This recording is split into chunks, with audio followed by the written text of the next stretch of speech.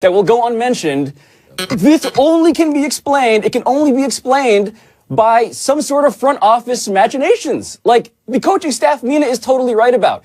This does not make any logical sense, and so this can only be explained by some sort of attempt to be secretly tanking at this point in the season. That is the only logic that really justifies this, because I look at the words coming out of the opposing locker room, right? Casey Hayward said that it was insulting that they started Nathan Peterman against his defense. I read that. That is a new low. It wasn't now when you're saying tanking this season, and again, the Bills are wild card number 2 going into the game. They're still tied for that position. But we had the Watkins trade, Marcel Darius trade in the middle of the season. I mean, very bizarre things going on. This raises an eyebrow with you, Pablo? It does, because if you're going to do the thing where you try and jockey for draft position, you usually don't do it when you're half in the playoffs. This is why the process, as it is discussed, benefits from full commitment, not a half-hearted attempt that doesn't make any sense now. You fully commit to mentioning the process every time you're on their show. Kate Fagan, what did you see yesterday with the Buffalo Bills, the decision to start Peterman, and now the decision to evaluate what they're doing?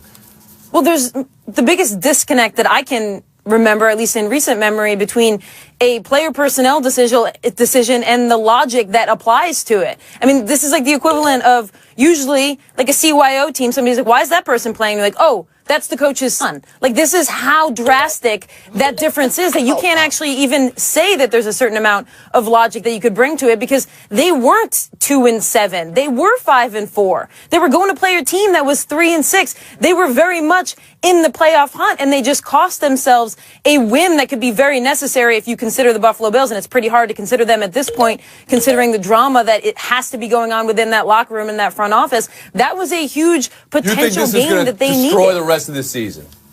Oh, I don't understand, considering you can't even find the logic to explain this, or the press conference today saying you're still evaluating them, that you can actually think that the Buffalo Bills know what they're going to do going forward. Even Bills players who weren't so sure of the decision going into the game were saying they believe in the man who made the decision, which is Sean McDermott.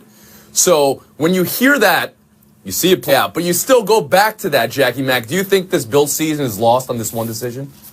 I kind of do. I mean, so let's see what the choices are. You can go back to Peterman. You can go back to him after he threw 5 interceptions in the first half, and his own crowd, who barely knows him because he's a 5th-round pick and they weren't expecting him to play, they're booing the living daylights out of him. Can you imagine what's going to happen if they actually start this poor kid next week? What's going to happen to him? Does he deserve that? And if you're Tyrod Taylor, it's pretty clear to you how this franchise feels about you. They're going to move forward from you after this season. You no longer have a future with the Buffalo Bills, so you're going to go out there and say, you know, the big knock on Taylor was, well, he's too methodical, he doesn't take enough chances. He has the lowest interception rate in NFL history, Tony. NFL history. We did the stats. And this is the guy you sat down. So you're cooked, because you, either way, whatever you decide, someone in your locker room, your players aren't going to like it. Jackie, I was about to dock you a point because the game was in Los Angeles, but I am reading that Bills fans who either traveled to the game or happened to live there were booing him out of the place. Comes back in after the horn. Look, if I'm a Bills fan, I'm not just worried about this season. I'm worried about next season, because Taylor's gone. They're going to need to get a quarterback. Do you trust this organization to evaluate a quarterback after what happened this weekend? I would not. This is a team with one of the longest droughts in the playoffs in the NFL. But they still are, at this moment, tied for that wild card number 2. We'll get to the AFC standings in a little bit. Let's move on to how the New Orleans Saints get the longest win streak in the NFL and came back ready to play the full 60 minutes. He said that they were completely unprepared. That's the word, unprepared, for Drew Brees going no huddle with 2 minutes and less left in the game. So if you look at the Saints offense, right, they're not a team that has literally ever done this, right? 14 points in the fourth quarter. The Saints were 0 and 233-1. Drew Brees was 0-50, as you might imagine, based on that previous stat. This is not what the Saints do well. And the Washington's basically Washington. Okay, well, thank you. Nobody does this well, coming back from 15 down in the final 3 minutes. What did you see, Kate? Yeah, this is on Washington. I mean, Washington is one of the few franchises where I can watch a wild, unexpected finish that seems to have been scripted and think that actually it was kind of expected because it was a Washington franchise. And it turns out that the other professional franchises I'm thinking of that it actually elicits this response is probably the Nationals and probably the other Washington franchise as well. So for me, you're really piling on Washington. Yeah, I'm really piling on Washington. But when you look at this game and you look at what happened, what changed, how did they give up that 15-point lead? I mean, the same team that goes for a fake punt on its own 15-yard line just runs the ball 3 straight plays and doesn't go after a winning play call. I mean, that's what changed when it came to the tenor of this game. Are we underestimating the Saints, though? Jackie, they were 0-2 to start the season. They're now 8-2. That's the first time that's happened in NFL history. What did you see at the end of this game? I love the New Orleans Saints, and it's funny, the way they won this game, which was Andre's 11 for 11, 2 touchdowns in those final 2 drives. Those are Hall of Fame numbers. He's a Hall of Fame quarterback, but that's not how they've been winning, as you know. They've been handing the ball to Mark Ingram and Alvin Kamara. Doesn't that Adrian Peterson release, by the way, look so very, very, very good for this team because they trusted Kamara and it's really worked out for them. But you know what? The unspoken thing about the Saints is they're 5th in the NFL in defense. When's the last time we have said that about the Saints? I think it was the last time they were in the Super Bowl. Okay, their defense got them behind big pretty late in this game, Mina Kimes, but the 15-point comeback. Is that more about New Orleans or Washington? Contrary to the first few minutes of the show, I'm a very positive person, so I'm going to praise the Saints, who are very balanced and deserve our praise for this game. Yes, the defense got them behind. They lost Okafor and Marshawn Lattimore, who's fantastic early on, to injuries, but they came back and they held strong both at the end of the game and in overtime, and that is why they are winning games, because they are one of the most balanced teams in the NFL right now. You know, Jackie Mack, we were joking about this. Going into this weekend, Drew Brees, one of the tougher names to say in the business. I think you gave us a Drees in your answer there. Anyone with a DVR can go back, rewind it, and check. I think we had a Drees in there. I kind of like that. I kind of like that name. Speaking of a great name, Case Keenum. Go with it. And the case to the team, you people give no respect. Let's talk about the 8-2 Minnesota Vikings. They just held the #1 offense in football to 7 points. Everybody on Friday's show had La Rams winning, so more news by association. And we'll start with you, Kate Fagan. What did the Vikings show you, and why aren't they being considered a contender? Well, Tony, usually I like to run the sprints for my teammates' mistakes, but if you go back and you watch the tape of Friday's show, I actually picked the Minnesota Vikings. I'm sure that's you know what? I need to go back and watch this tape. I was under the impression. Okay, I did that I'll because give you your points. I'll go watch that tape. Here's why: because you notice that they haven't given up any sacks in 4 games. Make that 5 games. I think Sam Bradford last year was sacked something like 36, 37 times. Case Keenum, he's been sacked once over the last 5 games for like a 1-yard loss. And so you've got an offensive line there that is actually giving time to a quarterback that needs it. And I think the reason we're not giving the Vikings the kind of love they deserve is because we don't really have a formula to assess a team like this with a 29-year-old quarterback on his 4th team coming in after a bunch of injuries to the quarterback. We just don't usually see success with that type of blueprint. Jackie, what are you saying with Minnesota? Well, you know, it's about time for us to say wow to Case Keenum. He played an unbelievable football game. And I don't know about you guys, but I kept thinking at some point this season, Teddy Bridgewater is going to be healthy enough to come in and lead the Vikings. Not anymore. This is Case Keenum's team, and he has deserved it. You know, what he did in this game, just the presence. It's the presence. That's what I see that's different from him than in the past. He takes his time. He slows the game down, which all the great quarterbacks always do. On the other end of the ball, you can't give up big plays. And that's what cost the Los Angeles Rams this game, those big running plays that they gave up. You can't win big games when you do that. I saw Andrew Whitworth of the Rams offensive line say they needed a game like this, that it was a good thing. That struck me. Did the Rams need a game like this? And what are you taking away from Minnesota? I don't think any team in the NFL ever needs a loss. That's just veteran player speak. But I was wrong. I did pick the Rams, but unlike certain people at a football team in Western New York, I will admit to my errors. All right. I should have picked the Vikings. They are the better. Listen, it's too close to home. It was bad. They're the better football team. They won the game in the trenches. They got to Jared Goff. They bottled up Todd Gurley to like 37 yards. They were the tougher, smarter team. And I agree with Jackie. The quarterback controversy is over. The case is closed. Ooh, I like that. Very clever. The Rams have beaten one team that's a playoff team, the Jaguars. They should be worried. But Case Keenum is Hydrox. He's Hydrox. He's a knockoff brand that everybody should realize is actually pretty good. He might be the MVP of your cupboard. Like, you don't think that he's good because you hear his name, but he's fantastic. Hydrox is really good. No? Oreo imitation. Hydrox. Dave Aiken, I mean, you're free cookies. You're all about the cookies. Where do you come down on? He's apologized, and Lincoln Riley took that apology and also made the call today that he'll sit Mayfield for the start of Saturday's West Virginia game.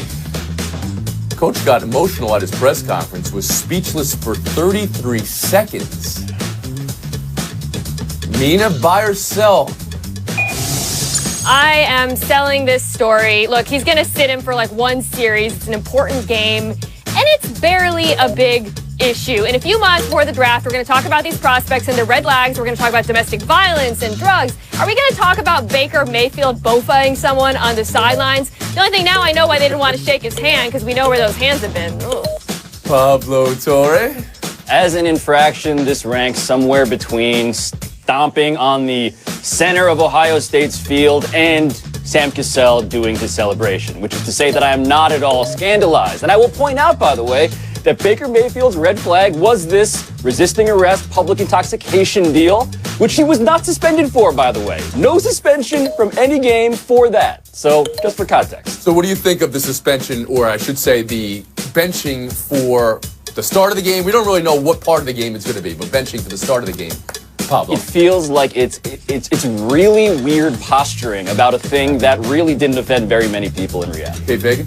Yeah, it feels like it's an accumulation suspension or benching for hopefully what will be the first series. I mean, I have climbed onto a moral high horse before, but I feel no need to here. And I feel like more people should also point out, and maybe it's because they're Kansas and they're not winning and they're not Oklahoma, but like that wasn't a really cool move either, not shaking hands at the beginning of the game. Like that's a sportsmanship issue as well. Jackie Mack. I actually like this suspension, even if it is just for one series, because the coach has to explain to everybody, I don't care if you're a Heisman Trophy candidate, we do have certain rules here, and you've broken them before, as Pablo and both Kate have said. So I think I'm okay with it, but I'm not gonna criticize somebody in the heat of the moment either, because God knows in competition I've done things I regret and would like to. You might be talking about college basketball, but I think you're also talking about around the horn. We're gonna move on. The NFC East is over before Thanksgiving. Eagles 9-1. Of the 50 teams who've started 9-1 in the Super Bowl era, 23 have made the Super Bowl. 11 have won the Super Bowl. Jerry Jones said his riff with Roger Goodell and the NFL is to not blame for the Cowboys' roadkill performance. Pablo, buy or sell? Yeah, I'm gonna buy this because I think football teams tend to be more resilient when it comes to distractions than people give them credit for. I just want to point out that if waging a holy war with Roger Goodell is not a distraction, a lot of other stuff shouldn't be considered distractions either. Dave Aiken. I mean, on one hand, I have to buy that this is happening because of the fury that Jerry Jones has called, because we buy the fact that NFL teams aren't going to sign guys based on the fact that the talent distraction pendulum is out of whack. So if that's true, then I have to feel like what Jerry Jones is doing right now and how deeply he has gotten into this with Roger Goodell is at least trickling down to his team. Jackie Mack. I disagree. I don't think this is a distraction for the players at all. I think the reason the Cowboys are losing is because Ezekiel Elliott is suspended. Now, we can talk about that distraction if you want. Tyrone Smith is out. Their offensive line isn't doing very well. Those are all the reasons that the Cowboys are losing, not Jerry Jones. I'm buying the question being asked. I love it because we ask it so much of players. So why not ask Jerry Jones, the human embodiment of the word distraction? I'm selling the idea that it's what's hurting the team. Like Jackie said, it's much more 3 of their 5 best players being out and then playing the best team in the NFL last night. That's why they lost.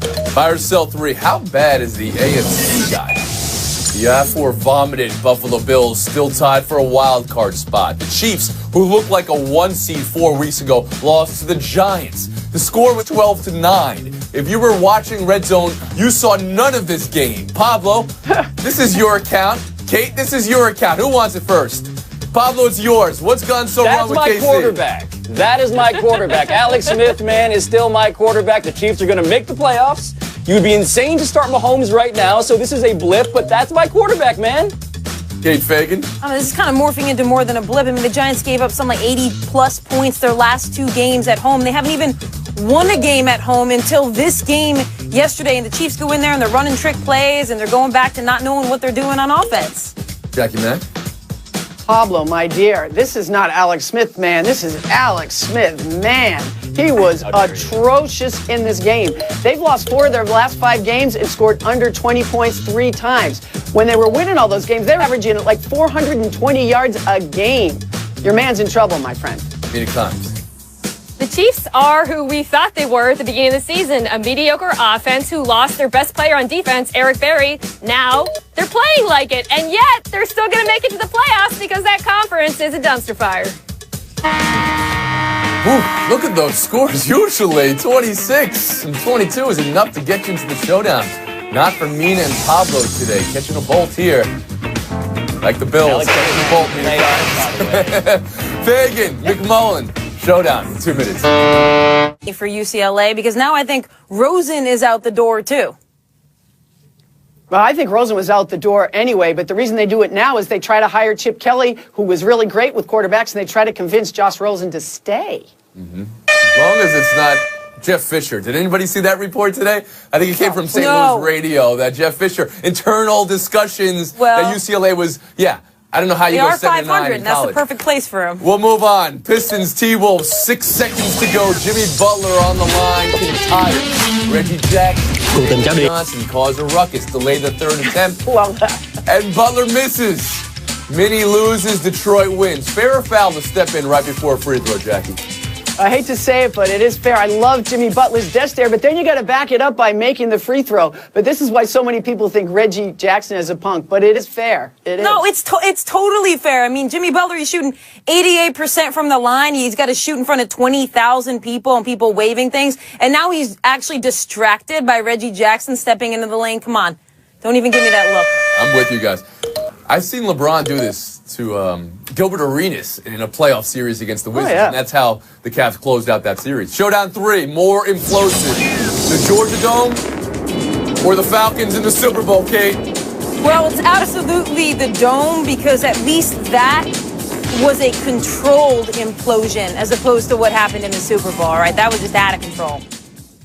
Yeah, for me, it's the Dome, too, because you know what? They did implode the Boston Garden, but they did it in sections. I used to drive by in the expressway and see the cavernous Boston Garden where I grew up in my professional life. I'm like, come on, just finish the job already. It was very painful, very painful. Inside information. I didn't think we would have a personal story on an implosion of an arena. That's going to get you the FaceTime, Jackie McMullen. Well, this morning, the boogeyman died, and my boogeyman was Charles Manson. I was a teenager when the movie Helter Skelter came out. It kept me up for weeks, for months, yes, even years. The song Helter Skelter that the Beatles play, which is what Charles Manson told people was actually the start of a race war, I can't even listen to that song without being terrified. Linda Kasabian was the one who turned state's evidence against Manson. She was born in Maine and grew up in Milford, New Hampshire, less than 100 miles from my home. Too close for comfort. I'm going to tell you, this is the first good night's sleep I'm going to have in a long time, now that Charles Manson is gone. Terrified of this man. Wow, Terrified. I didn't think we'd get a personal Scary story stuff. about that either. Jackie Mack? In your On a 23.5 hour break.